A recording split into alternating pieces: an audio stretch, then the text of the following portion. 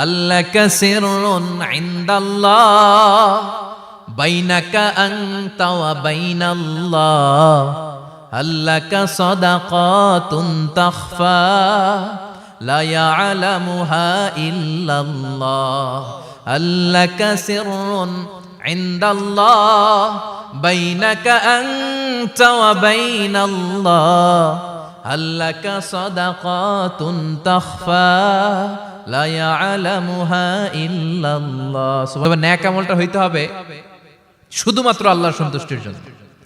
প্রত্যেকের জীবনেই কিছু আমল আছে যেটা লোক দেখানো করে, আছে না নাই? আবার কিছু আমল আছে আল্লাহরে খুশি করার জন্য করে, আছে না নাই? কথা বুঝতে পেরেছেন? রাত্রিবেলা যাচ্ছেন, কেউ নাই, রাস্তায় হঠাৎ দেখলেন মসজিদ, পাশে লেখা বড় করে দান বাক্স, পকেট থেকে কচকচে 1000 টাকার নোটটা ওইখানে ঢেলে দিলেন দান বাক্সের ভিতরে। কেউ দেখে নাই, দেখছে কে? এটা পৃথিবীর কাউরে দেখানোর জন্য দিছিলেন? এই দানটা আল্লাহর কাছে প্রিয়। গোপন দান আল্লাহর রাগকে কমিয়ে দেয়। সুবহানাল্লাহ বলেন। হাল্লাকা সিররুন ইনদাল্লাহ বাইনাকা আনতা ওয়া বাইনাল্লাহ হাল্লাকা সাদাকাতুন তাখফা লা ইয়ালামুহা ইল্লাল্লাহ হাল্লাকা সিররুন ইনদাল্লাহ বাইনাকা আনতা ওয়া বাইনাল্লাহ হাল্লাকা সাদাকাতুন তাখফা লা ইয়ালামুহা ইল্লাল্লাহ। সুবহানাল্লাহ বলেন। হাল্লাকা সিররুন ইনদাল্লাহ, তোমার আর তোমার রবের মাঝে এমন কোন গোপন জিনিস আছে নাকি যেটা আল্লাহ ছাড়া কেউ জানে না? তোমার কোনোদিন কোনো গোপন দান আছে নাকি যেটা আল্লাহ ছাড়া কেউ দেখেনি? ওই দানটা আল্লাহর কাছে প্রিয়। চিল্লায় বলেন ঠিক কি না? এরকম কোন গোপন আমল দিয়ে যদি আপনি আল্লাহর কাছে ওসিলা করে দোয়া করেন, আল্লাহ ওই কঠিন বিপদের দিনে এই আমলটা করছিলাম শুধু তোমারে দেখানোর জন্য, এর ওসিলায় বাঁচাও, বাঁচাবে কে? বুখারীতে একটা হাদিস আছে, সালাসাতুন ফিল গার, বনি ইসরাইলের 3 লোক সফরে বেরিয়েছে, মরুভূমির সফর, মাঝখানে তুফান, কই যাবে, কই বাঁচবে, দৌড়াদৌড়ি শুরু। দৌড়াতে দৌড়াতে এক পাহাড়ের গুহার ভেতরে আশ্রয় নিয়েছে। গুহা চিনেন তো? পাহাড়ের গুহা। আশ্রয় নেয়ার সাথে সাথেই বৃষ্টির পানির ঝাপটায় পাহাড়ের উপর থেকে বিশাল এক পাথর খণ্ড এসে পাহাড়ের গুহার মুখটা বন্ধ করে দিয়েছে। বন্ধ, অন্ধকার। এরা পড়ছে বিপদে, হায় হায় বাঁচার জন্য ঢুকলাম, এখন দেই মরণ। ঢুকছিল কি জন্য? এখন মরণ। বিশাল পাথরের খণ্ড এসে গুহার রাস্তাটা বন্ধ করে দিয়েছে। 3 জন গায়ে যত শক্তি ছিল ধাক্কায়ও পাথর সরাইতে পারে না। হায় হায়, অক্সিজেন ভিতরে যা আছে আধা ঘন্টায় শেষ হয়ে যাবে। কি করে বাঁচবো? বাঁচার উপায় নাই। চিল্লা ফাল্লা শুরু হয়ে গেল, কান্নাকাটি শুরু। একজন বলে, তোমাদের জীবনে কার কি নেক আমল আছে যেই নেক আমলটা আল্লাহর ভয়ে করছিল, ওইটার ওসিলা দিয়ে দোয়া করে দেখো কিছু হয় কিনা। সুবহানাল্লাহ কোন? এটাই উপায়। একজন হাঁটু গেড়ে চোখের পানি ছাড়া শুরু করছে, দোয়া শুরু করছে, আল্লাহ আল্লাহুম্মা কানাত লি আবাওয়ান শাইখান কাবীরা, আল্লাহ আমার বাবা মা ছিল বৃদ্ধ বৃদ্ধা, আমি পেশায় রাখাল, সারাদিন ছাগল চড়িয়ে রাত্রিবেলা দুধ আনতাম, সবার আগে আব্বা আম্মারে দিতাম, এরপরে আমার ছেলে মেয়ে, এরপরে স্ত্রী। একদিন গভীর রাতে এসে দেখি আব্বা আম্মা ঘুমায়, দুধের বাটি নিয়ে আব্বা আম্মার মাথার সামনে দাঁড়িয়ে রইলাম। ছেলে মেয়েগুলো আব্বা এসে বলে, আব্বা দুধ দাও। আমি বললাম পরে, আগে আব্বা আম্মা খাবে তারপরে তোরা। ছেলে মেয়েগুলো কান্না জুড়ে দিল, আমি দেই নাই। ফজর পর্যন্ত দাঁড়িয়ে রইলাম। ফজরের আগ দিয়ে আব্বা আম্মা ঘুম থেকে উঠে দেখে তো আমার অবাক, কিরে বাবা দাঁড়িয়ে কেন? বললাম প্রতিদিন দুধ খেয়ে ঘুমাও, আজকে আগে আগে ঘুমিয়েছো, দুধ খাও নাই, তোমাদেরকে আগে দিব বলে দাঁড়িয়ে রইলাম। আল্লাহর ডেকে বলে, আল্লাহ ওই দিন সারা রাত দুধের বাটি নিয়ে মা বাবার শিওরে আমি দাঁড়িয়েছিলাম, ফজরের সময় আব্বা আম্মারে দুধ খাওয়ালাম, তারপরে ছেলে মেয়েদেরকে দিয়েছিলাম, তারপরে স্ত্রীর মুখে দিয়েছিলাম। ও মাবুদ, ওই দিনের এই কাজটা আমি দুনিয়ার কাউরে খুশি করার জন্য করি নাই, শুধুমাত্র তোমার খুশি ছাড়া। ওই রাতের ইবাদত যদি তোমার দরবারে ভালো লেগে থাকে, ফাফাররিজ আন্না মা নাহনু ফি, আজকের বিপদের দিনে কেউ বাঁচানোর নাই, তুমি আমাদের বাঁচাও। ফানফাজারাত, মুহূর্তের মধ্যে 1/3 বিশাল পাথর খণ্ডটা 1/3 ডান দিকে সরে যায়, এক পাশে সরে যায়। সামান্য আলো বাতাস ঢুকতে আরম্ভ করলো। এখন বাতাস ঢুকে এখন বেঁচে থাকতে পারবে এই নিশ্চয়তা হয়েছে। সুবহানাল্লাহ কোন। এবার সে বলল, ভাই তোর কি আমল আছে বল। দ্বিতীয় জন হাঁটু গেড়ে আবার চোখের পানি ছেড়ে আল্লাহরে ডেকে বলে, মাবুদ আমার এক চাচাতো বোন ছিল, কানাতলি ইবনাতু আম জামিলা ওয়া কুনতু উহিব্বুহা কাআশাদ্দি মা ইউহিব্বুর রিজাল আন-নিসা। আল্লাহ সুন্দরী, অনন্যা, অপ্সরী, প্রিয়ংবদা, অনুসুয়া, গুণবতী, রূপবতী আমার এক চাচাতো বোন ছিল, তার প্রেমে আমি ছিলাম পাগল পাড়া। কিন্তু সে তো আমার ডাকে সাড়া দেয় না। অনেক চেষ্টা করলাম তারে পাওয়ার জন্য।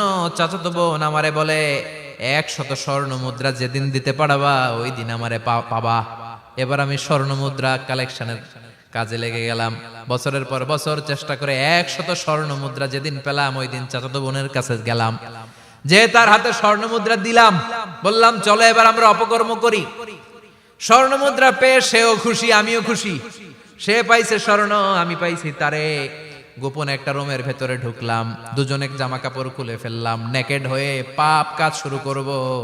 ইন দা মিন টাইম আমার চাচাতো বোন আমারে বলে, ও আমার চাচাতো ভাই, আমারে তুই আমার সতীত্ব তুই নষ্ট করে দিস না, ইত্তাকিল্লাহ, আমার সম্ভ্রম তুই শেষ করে দিস না, ইত্তাকিল্লাহ, আল্লাহরে ভয় কর। আল্লাহ ওই মুহূর্তে ফিরে আসা কঠিন কঠিন, কিন্তু ইত্তাকিল্লাহ, আল্লাহরে ভয় করে, এই শব্দটা যখন শুনলাম আমার ভিতরটা কেঁপে উঠেছে।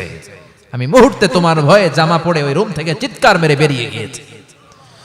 আল্লাহ সেদিন আমি পাপ কাজ করি নাই, সেদিন আমি মনের খায়েশ মিটাই নাই, তোমার ভয়ে সেদিন আমি দৌড়ে পালিয়েছি। ওই দিনের ইবাদতটা, আমলটা যদি তোমার কাছে ভালো লেগে থাকে, ফাফাররিজ আন্না ফিমা নাহনু ফি, আজকে যেই বিপদে আছি তুমি বাঁচাও। বলার সাথে সাথে 2/3 2/3 পাথরের খণ্ডটা আরো ডান দিকে সরে যা। সুবহানাল্লাহ পড়েন। এবার আরো বড় ফাঁকা হয়েছে। এবার তারা বেরোতে চেষ্টা করলো, দেখে মাথা বেরোয়, শরীর বেরোয় না, হাত বেরোয়, পিঠ বেরোয় না, পা বের হয়, দেহ বেরোয় না, আরো ছুটতে হবে। এবার বাকি আছে কয়জন? সে দোয়া করতে শুরু করলো, আল্লাহ ইস্তাজারতু উজারাক, আমি ব্যবসায়ী ছিলাম, অনেক শ্রমিক ভাড়া করে একদিন একটা কাজ করালাম, সব শ্রমিকের টাকা দিয়ে দিলাম। এক শ্রমিক টাকা না নিয়ে ভাগলপুর কই যে গেছে নিজেও জানি না, ওর টাকা আমার কাছে রয়ে গেল। এই শ্রমিককে আর টাকাটা বুঝাই দিতে পারি নাই। এই টাকা দিয়ে আমি কয়েকটা ছাগল কিনলাম, এই ছাগলগুলো বাচ্চা দিল, ওগুলো বাচ্চা দিল, ওগুলো বাচ্চা দিল, দিতে দিতে বিশাল ছাগলের ডেইরি ফার্ম করে ফেললাম তার ওই টাকা দিয়ে। 1 যুগ 12 বছর পরে সে এসে বলে, আমার টাকা ফিরায় দাও। আমি বললাম, এই যে ছাগলের ডেইরি ফার্ম পুরোটাই তোমার। সে বলে, আতাস্তাজিউ মিন্নি, আমার সাথে ঠাট্টা করো? আমি পাই সামান্য কয়টা টাকা, 1 যুগ আগে যে টাকা পাইতাম ওইটা দিলেই চলবে। আমি বললাম, ও শ্রমিক, তোমার টাকা দিয়ে আমি ছাগল কিনে ব্যবসা করেছি, ছাগল বাচ্চা দিয়েছে, বাড়তে বাড়তে বাড়তে বাড়তে আজকের বিশাল এই ডেইরি ফার্ম, এই ডেইরি ফার্মের মালিক আমি নই, তুমি নিয়ে যাও। বলার সাথে সাথে শ্রমিক আনন্দে নাচতে নাচতে ডেইরি ফার্ম নিয়ে যায়। ও আল্লাহ, ওই দিন যদি সে যতটুকু টাকা পাওনা ছিল অতটুকু দিলেই সে খুশি হয়ে যেত, শুধু তোমার খুশির জন্য পুরো ডেইরি ফার্ম আমি তারে দিয়ে দিয়েছিলাম। আল্লাহু আকবার। আল্লাহ, আজকের এই বিপদের দিনে আমার সেদিনের আমলটা যদি তোমার কাছে ভালো লাগে তুমি বাঁচাও। বলতে দেরি, মুহূর্তের মধ্যে বিশাল প্রকাণ্ড পাথর খণ্ডটা অন্যদিকে দৌড়ে চলে যায়। পাহাড়ের গুহা ওপেন, পাথর খণ্ড নাই। আল্লাহর শুকরিয়া আর তাকবীর দিতে দিতে 3 জন বের হয়ে যায়। সুবহানাল্লাহ পড়েন। সহিহ বুখারীর বর্ণনা, সহিহ হাদিস। নিজের এমন কোন নেক আমল যদি থাকে যে আমলটা শুধু আল্লাহর জন্য করেছিলাম, ওই নেক আমলের ওসিলা দিয়ে দোয়া করলে দোয়া কবুল করবে কে? করতে রাজি আছেন তো? প্রতিদিন 100 বার তাওবা ইস্তিগফার পড়তে রাজি আছেন? বিশ্বনবী বললেন, দোয়া মুখুল ইবাদা, দোয়া হলো ইবাদতের নির্যাস, যার দোয়া নাই ওর কিচ্ছু নাই।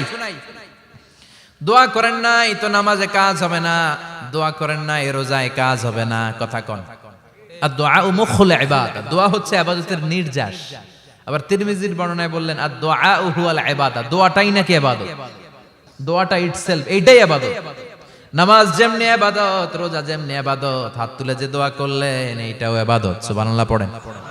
এটা মুমিনের ওয়েপন, সিলাহুল মুমিন।